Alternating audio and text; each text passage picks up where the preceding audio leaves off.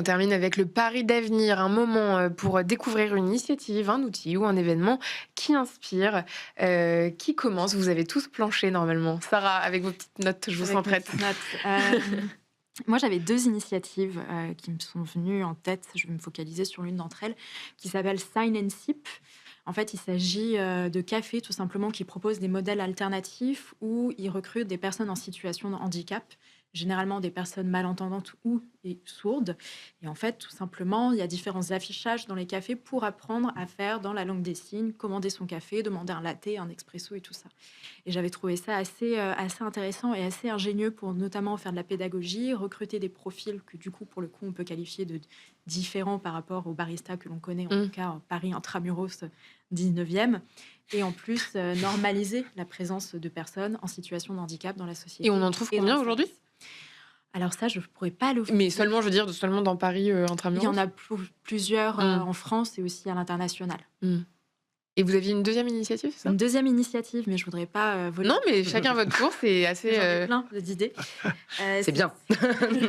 Il y a des choses à faire sur ces Oui, sujets. oui.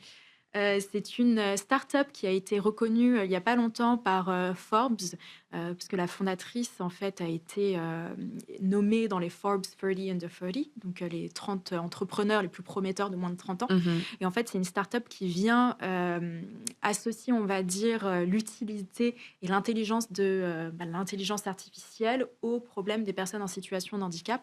Donc, par exemple, il y a eu toute une proposition pour repenser le modèle de la canne blanche que l'on connaît tous et toutes pour les personnes qui se déplacent du coup dans l'espace public en étant malvoyantes ou aveugles. Mmh. Et comment est-ce qu'on peut en fait associer ou repenser le modèle de la canne blanche en utilisant l'intelligence artificielle pour que celle-ci fasse en fait des prédictions par rapport à l'environnement dans lequel l'utilisateur ou l'utilisatrice évolue et pouvoir voir des obstacles qu'on ne verrait pas en temps normal. Mmh. Aujourd'hui, plusieurs études le montrent. Par exemple, les poubelles, c'est très compliqué à gérer. On le sait déjà quand on est piéton et qu'on est valide dans l'espace public à Paris, mais quand en plus on est en situation de handicap, c'est d'autant plus compliqué. Mmh. Là, l'idée, c'est de voir comment est-ce qu'on peut utiliser l'intelligence artificielle pour en faire quelque chose d'intéressant, de pertinent et d'utile pour les personnes en situation de handicap.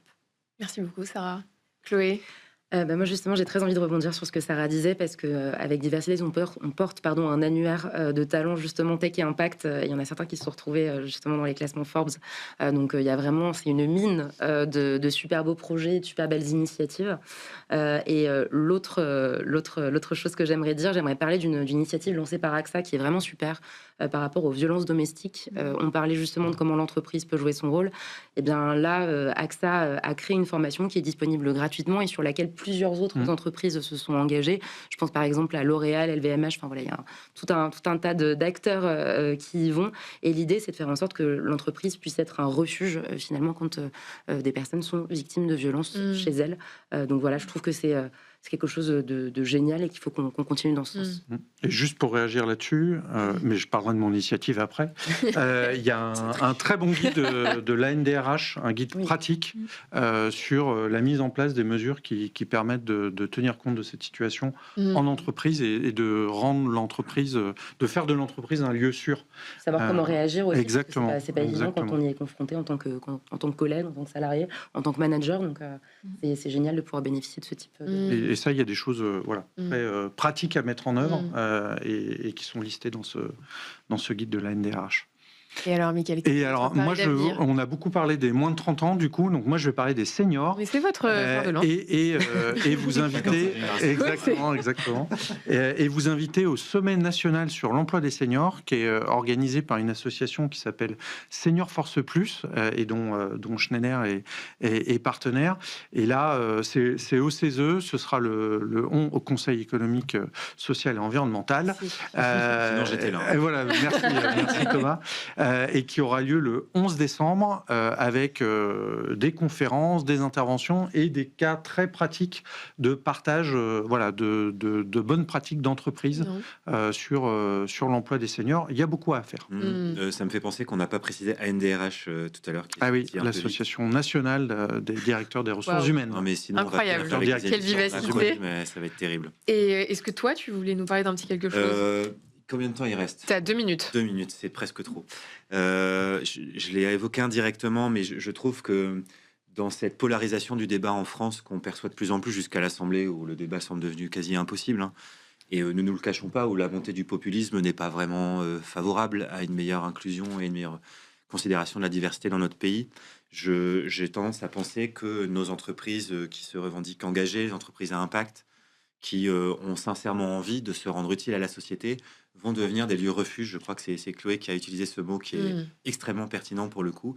Des lieux refuges où une ouverture d'esprit, du dialogue, la rencontre entre des individus issus de milieux très différents reste non seulement possible, mais deviendra peut-être un des rares endroits où ce sera encore possible à l'avenir.